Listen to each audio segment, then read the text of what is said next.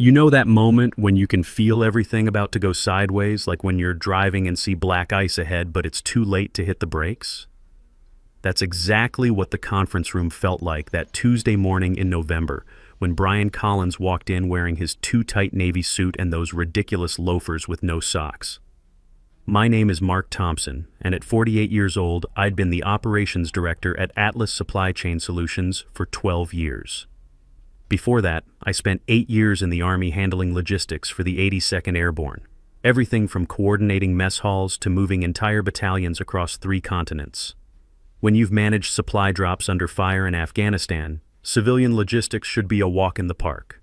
Turns out, corporate warfare has its own unique challenges. In the civilian world, my military experience translated to keeping $2.8 billion worth of supply chains running smoothly across the Midwest. I don't panic. I don't yell. When a shipment of critical automotive parts gets stuck in customs and Ford's assembly line is about to shut down, I'm the guy they call at 3 a.m. I drink black coffee, work the phones, and fix problems. That's what I do. Atlas Supply Chain Solutions was a solid company. We weren't the biggest player in Chicago, but we had something the giants didn't: reliability. Our clients knew that when they signed with Atlas, their shipments would arrive on time, every time. No surprises, no excuses, no BS. In an industry where a single delayed truck can cost a manufacturer millions, that reliability was worth its weight in gold. Our biggest client was Wright Manufacturing, run by Aaron Wright. Aaron was 64 years old, built like a brick wall, and had been manufacturing automotive parts since before Brian Collins was born. Wright Manufacturing was worth $750 million annually to Atlas, about 40% of our total revenue. Aaron didn't just trust us with his logistics. He trusted us with his reputation. Aaron and I had history. Real history, not the superficial business relationship crap you see at networking events. We'd worked together through the 2008 recession when half his suppliers went under and banks were calling in loans left and right. I personally drove a truck full of steel bearings from Pittsburgh to Detroit in a blizzard because Aaron's production line couldn't wait for the regular delivery schedule. We sat in truck stops drinking terrible coffee and figuring out how to keep his factory running when the entire automotive industry was imploding. That's the kind of relationship you build over 12 years. Trust earned through crisis, not PowerPoint presentations. Gary Collins, our CEO, had always understood this. Gary was 67 years old, a former Navy logistics officer who'd built Atlas from a 2-truck operation into a regional powerhouse. He knew the value of long-term relationships, and he knew better than to mess with what wasn't broken. Gary was planning to retire next year, and frankly, most of us figured he'd promote me to run the company. I had the experience, the relationships, and the track record. Then, Brian showed up. Brian Collins, Gary's 34-year-old son, fresh from his MBA program at Northwestern.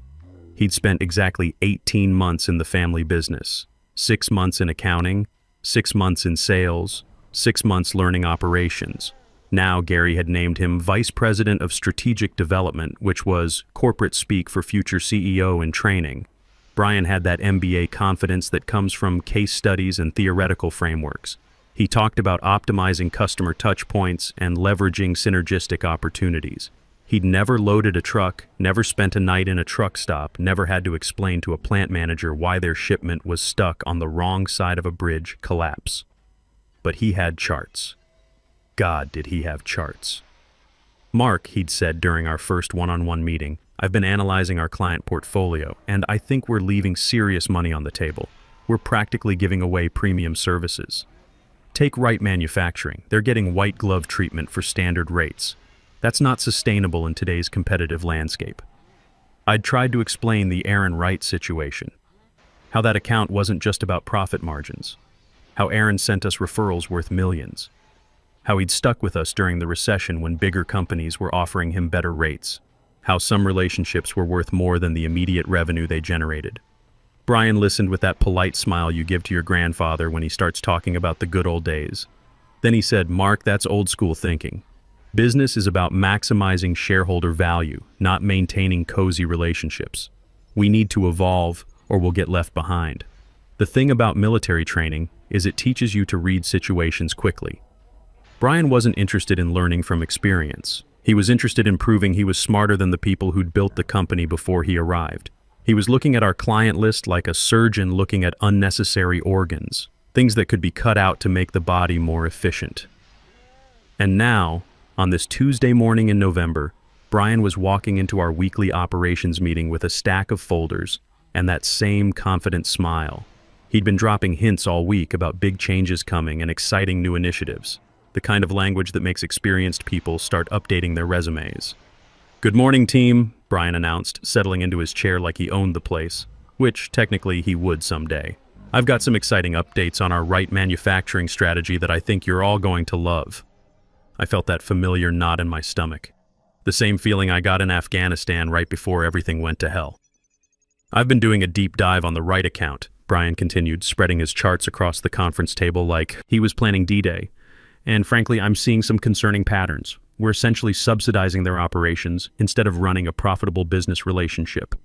Sarah Martinez, our head of client services, shifted uncomfortably in her seat. She'd been with Atlas for 8 years and knew the right account inside and out. "Brian, the right relationship has been consistently profitable. Their volume alone justifies the service level." "Sarah, that's exactly the kind of thinking that's holding us back," Brian said with that patronizing tone that probably worked great on his study group. "Yes, they generate revenue, but are we maximizing that relationship's potential? I've run the numbers, and we're leaving at least 30% additional profit on the table." I kept my mouth shut, but my jaw was getting tight. In the Army, we had a saying about officers who'd never been in the field trying to tell seasoned NCOs how to do their jobs. It usually didn't end well for anybody. "Here's what I'm proposing," Brian said, flipping to a slide titled Right Manufacturing Optimization Strategy. "First, we implement dynamic pricing based on demand fluctuations. Second, we establish minimum order thresholds for premium service levels. Third, we introduce quarterly business reviews to ensure strategic alignment." The room went quiet. Tom Bradley, our warehouse manager who'd been loading trucks since before Brian could drive, finally spoke up. "Brian, Aaron Wright doesn't do business that way. He values consistency and reliability over everything else." "Tom, that's exactly the problem," Brian replied. "We're letting the client dictate terms instead of positioning ourselves as strategic partners. It's time Aaron Wright understood that premium service comes with premium pricing." I felt something cold settle in my chest. This kid was about to blow up a relationship that had taken 12 years to build, and he thought he was being innovative.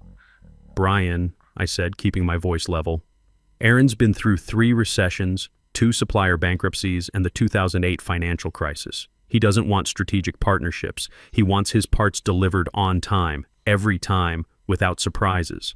That's what we've given him for over a decade." "Mark, I appreciate the historical perspective," Brian said, and I could hear the dismissal in his voice. "But we can't let nostalgia drive business decisions. Aaron Wright needs to understand that Atlas is evolving. We're not the same company his grandfather's generation worked with." That hit me wrong. Aaron's grandfather hadn't worked with Atlas. Aaron had built his relationship with us from scratch, truck by truck, delivery by delivery. Brian was talking about our most important client like he was some kind of legacy burden instead of the foundation our company was built on. "What exactly are you planning?" I asked. Brian smiled like he'd been waiting for this question. "I'm going to sit down with Aaron next week and present our new service model. Face to face, businessman to businessman. It's time to have an adult conversation about what this relationship really looks like going forward." The room temperature seemed to drop about 10 degrees. Sarah actually winced. Tom stared at his coffee cup like it might contain answers to life's great mysteries. "Brian," I said carefully, "Aaron doesn't do presentations. He's old school. The man built his company on handshake deals and personal trust. Mark, everyone appreciates straight talk if you deliver it professionally," Brian said. "I've been analyzing Wright's operational patterns, really diving deep into their logistics needs. The data tells a clear story. They need us more than we need them, and it's time our pricing reflected that reality." I tried one more time. "Aaron values relationships above spreadsheets. He's stuck with us through tough times because we've stuck with him. That loyalty runs both ways. Loyalty is a luxury we can't afford in today's competitive marketplace," Brian replied. "Business is about maximizing value for all stakeholders. If Aaron Wright is truly a strategic partner, he'll understand that mutual prosperity requires mutual investment." The kid was speaking in business school buzzwords, but what I heard was someone who'd never had to look a plant manager in the eye and explain why his production line was shutting down. Someone who'd never spent Christmas Eve in a truck stop because a client needed an emergency delivery. Someone who thought relationships were just another line item on a profit and loss statement. Gary Collins walked into the room at that moment, coffee in hand, looking tired. At 67, Gary was ready to step back, and everybody knew it. He'd built Atlas on the principle that your word was your bond, that relationships mattered more than quarterly earnings, and that taking care of your clients meant they'd take care of you. "Morning, team," Gary said, settling into his chair. "Brian, I hear you've got some new initiatives to discuss." "Dad, I was just explaining the right optimization strategy to the team," Brian said. "I think it's exactly the kind of forward-thinking approach Atlas needs as we move into the next phase." Gary nodded slowly. He looked around the room, taking in our faces. Tom was studying his hands. Sarah was examining her pen like it was a fascinating artifact. I was probably grinding my teeth. "Son," Gary said finally, "Aaron Wright called me yesterday. Something about changes to his service agreement." Brian straightened up, clearly pleased. "Yes, I sent him a preliminary overview of our new strategic framework. I wanted to give him time to review it before our meeting next week." The silence that followed was the kind you hear right before thunder. Gary's face didn't change, but something shifted in his eyes. The same look he got when a driver called in with a truck breakdown or a client complaint. "You sent Aaron Wright a strategic framework," Gary said slowly, like he was translating a foreign language. "A comprehensive service optimization proposal," Brian corrected. "It outlines how we can create a more sustainable, mutually beneficial relationship moving forward." Gary set his coffee cup down very carefully. "Brian, Aaron Wright has been our client since before you could spell logistics. He doesn't want optimization proposals. He wants his parts delivered on time." "Dad, that's exactly the kind of old-fashioned thinking that's holding Atlas back," Brian said. "Aaron Wright needs to understand that business relationships evolve. We can't keep operating like it's 1995. And that's when I knew this was going to end badly." Gary picked up his phone and dialed. Right there in the conference room, in front of all of us. "Aaron, it's Gary Collins. Yes, I got your message. I think we need to talk." The conversation was brief, professional, and deadly quiet on Gary's end. "A lot of I understand, and we'll handle this immediately." When he hung up, the room felt like a tomb. "Brian," Gary said, his voice carrying the weight of 35 years in business. "Aaron Wright is coming in tomorrow morning. He wants to discuss the future of our relationship." Brian actually looked pleased. "Perfect. That gives me time to prepare a comprehensive presentation. I've got some great ideas about how we can modernize the partnership." "No," Gary said simply. "You won't be in that meeting." The color drained from Brian's face. "Dad, this is my initiative. I should be the one to present." "Son, you've done enough." Gary stood up slowly. "Mark, you and I need to prepare for damage control. Everyone else back to work. We've got trucks to load and promises to keep." As the room emptied, Brian lingered, clearly wanting to argue his case. Gary waited until it was just the three of us. "Brian, I know you think you're helping," Gary said, his voice gentler than I expected. "But Aaron Wright isn't some account we can optimize. He's the reason this company survived 2008. He's the reason we could make payroll during the recession. You don't fix what isn't broken." "It is broken, Dad," Brian insisted. "We're leaving money on the table every single day. Our profit margins on the Wright account are below industry standards. That's not sustainable." "Profit margins," Gary repeated, like the words tasted bitter. "Son, let me tell you about profit margins. In 2009, when General Motors was going bankrupt and half our clients were defaulting on payments, Aaron Wright advanced us $2 million to cover our operating costs. No contract, no legal guarantees, just a handshake and his word. That's worth more than any profit margin calculation you'll find in your MBA textbooks." I watched Brian process this information. You could see him trying to fit it into his business framework, trying to find the spreadsheet category for loyalty and trust. "That was 14 years ago," Brian said finally. "Market conditions have changed. We can't base current strategy on historical sentiment." And that's when I knew this kid was going to destroy everything Gary had built. Next morning, Aaron Wright walked into our offices at exactly 9 a.m. Aaron was always punctual, military habit from his Vietnam days.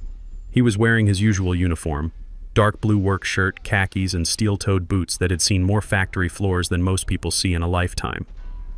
Aaron Wright wasn't just successful, he was respected. The kind of man who still shook hands on million-dollar deals, who knew every employee's name, who'd worked his way up from the factory floor to the executive suite. When Aaron spoke, people listened, because his words carried the weight of 40 years of getting things done. Gary and I met him in the small conference room, not the formal boardroom. Aaron preferred it that way. Less pretense, more conversation. We'd done hundreds of meetings in that room over the years, figured out delivery schedules, solved logistics problems, weathered economic storms. "Gary, Mark," Aaron said, settling into his chair. "I'll cut to the chase. I got this interesting document yesterday from your son. Strategic framework, he called it." Aaron pulled out a printed copy of Brian's proposal. It was impressive looking. Color charts, graphs, executive summary. The kind of document that probably earned Brian good grades in business school. "He wants to implement surge pricing on my deliveries," Aaron said, flipping through the pages. "Dynamic rate adjustments based on market demand, minimum order thresholds for premium service, and something called quarterly strategic alignment reviews." Gary's jaw tightened. "Aaron, I want you to know that document was sent without my approval." "I figured as much," Aaron said. "But here's the thing, Gary. Your boy also mentioned that Atlas is evolving and that I need to adapt to new marketplace realities. He suggested that our current arrangement is, and I quote, unsustainable in today's competitive landscape." The room went quiet. Aaron set the document down and looked directly at Gary. "Gary, we've been working together for 12 years. My company has grown from 200 million to 750 million in annual revenue during that time. Atlas has handled every pound of freight, every delivery, every emergency shipment. You've never missed a deadline, never surprised me with hidden costs, never failed to answer the phone when I called." Aaron paused, choosing his words carefully. "But now your son is telling me that relationship needs to be optimized. He wants to charge me extra for priority handling during busy seasons, the same priority handling I've been getting for over a decade. He wants me to justify my shipping volume in quarterly reviews like I'm some kind of new account." Gary started to speak, but Aaron held up a hand. "Let me finish. I've built Wright Manufacturing on consistency and reliability. I don't want strategic partnerships or dynamic pricing models. I want to call Mark at 6 a.m. when there's a production crisis and know that my parts will be on the road within the hour. I want to pay the same rate in January that I pay in November. I want to work with people who understand that business is built on trust, not spreadsheets." Aaron leaned back in his chair.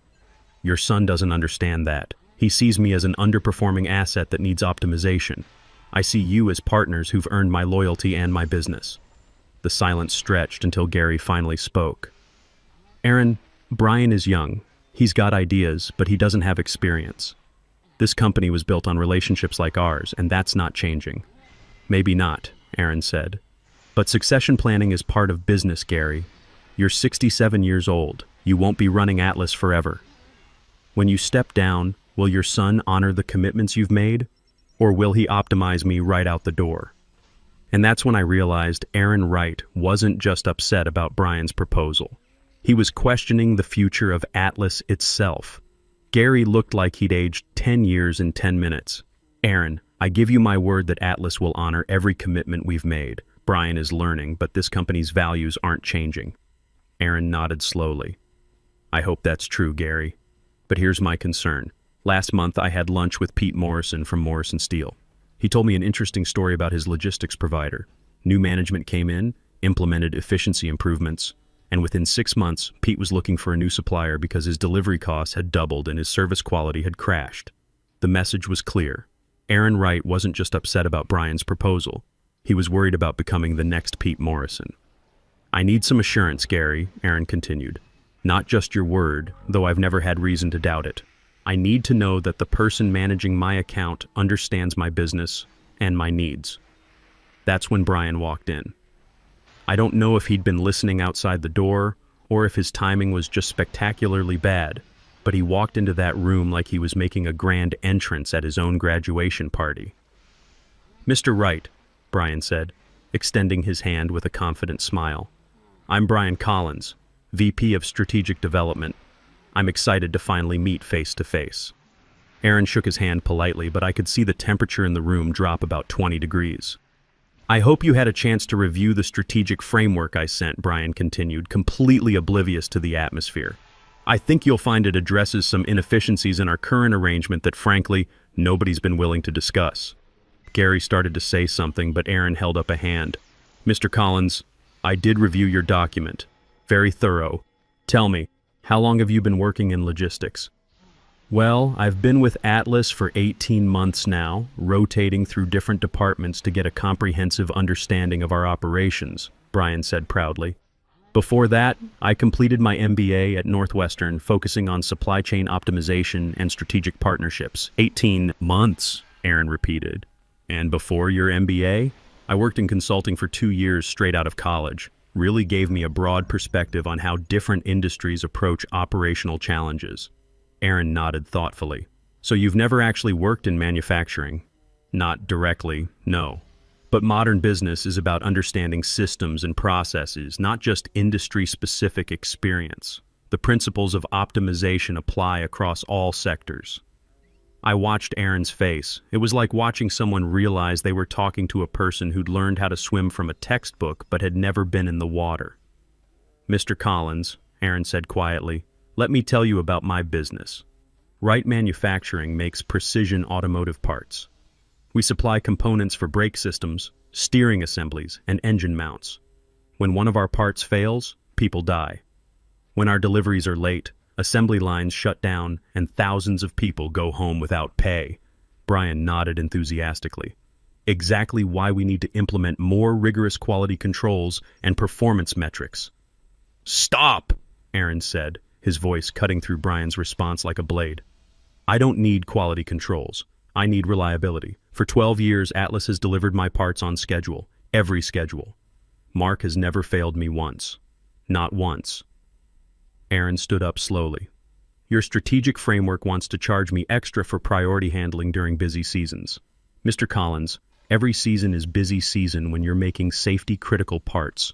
Your framework wants to implement minimum order thresholds. Sometimes I need one emergency shipment of a single component to keep a production line running. Brian opened his mouth to respond, but Aaron wasn't finished. Your framework treats my business like it's a commodity account that needs optimization. My business is built on relationships with people who understand that when I call at midnight because there's a production crisis, it's not a billable event, it's what partners do for each other. The room went dead quiet. Aaron looked at Gary, then at me, then back at Brian. Mr. Collins, I'm sure you're very smart, and I'm sure your MBA taught you a lot about strategic frameworks. But you don't understand my business, you don't understand my needs, and frankly, you don't understand the difference between efficiency and effectiveness. Brian's face was red. Mr. Wright, with all due respect, your resistance to modernization is exactly the kind of thinking that prevents businesses from reaching their full potential. We're offering you a chance to participate in a more sophisticated, mutually beneficial partnership. That's when I stood up. Brian, I said quietly, you need to stop talking. Mark, this is exactly what I was talking about, Brian said, turning to me with frustration. This old-school mentality is holding us back. Mr. Wright needs to understand that business relationships evolve. I looked at Aaron Wright, this man who'd stuck with us through recessions, who'd advanced us money when we needed it, who'd sent us millions in referrals over the years. He was sitting there being lectured by a 34-year-old kid who thought relationships were just another line item on a profit and loss statement. You're right, Brian, I said. Business relationships do evolve. I turned to Aaron. Aaron, I want you to know that everything Brian just said is exactly why I'm resigning from Atlas effective immediately. The silence that followed was absolute. Gary's mouth fell open. Brian looked like he'd been slapped. Aaron Wright just nodded slowly, like he'd been expecting this. I've been thinking about starting my own operation, I continued. Thompson Tactical Logistics. Small, focused, built on the idea that relationships matter more than spreadsheets. Aaron, if you're looking for a logistics partner who understands that your business isn't a strategic framework waiting to be optimized, give me a call. I pulled out my business cards I'd had printed 2 weeks ago when I first realized where this was heading, and handed one to Aaron. Gentlemen, I said, heading for the door, it's been educational. 3 months later, Thompson Tactical Logistics had signed Wright Manufacturing, Morrison Steel, and Patterson Automotive. Combined annual revenue, $1.2 billion. All 3 clients followed me from Atlas within 60 days of my resignation. Brian Collins was let go last month. I heard through the grapevine that Atlas's revenue dropped 45% in the first quarter after I left. Gary Collins had to postpone his retirement to try to rebuild the relationships his son had destroyed. Aaron Wright called me yesterday. "Mark," he said, "you know what the difference is between strategy and tactics? Strategy is what you plan. Tactics are what you do when the plan falls apart. Sometimes the best revenge is just doing your job better than the people who thought they could replace you." I never said that. There's no proof that I said that. Just because you guys type it in chat doesn't mean it's real. You're lying. I never said that. So, what do you guys want to do tonight? There's no quote. There's no quote. She ignored my ignored? Yeah, I did. I'm sorry. I didn't see it. Let me scroll.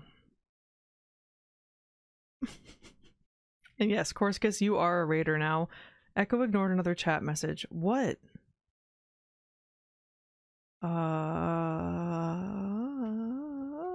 It's the raid. The raid distracted me. It's Cass's fault. I'm sorry. I'm not blaming you, Cass. Thank you so much for the raid. How was your stream? I think you were playing Disney, right? I was lurking, so I'm probably